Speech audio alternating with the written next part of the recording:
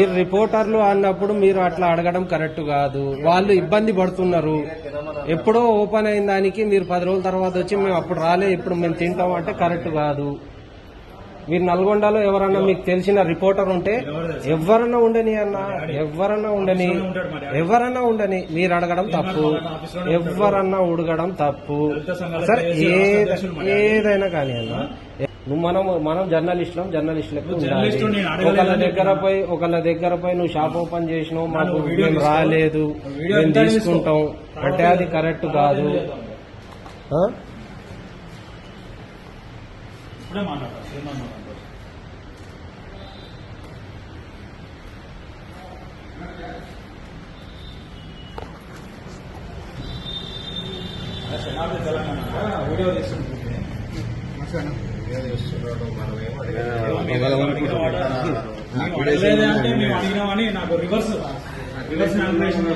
Reverse కాదన్నా, shop యాజమాన్యం చెప్పిందే నేను చెప్తున్నా.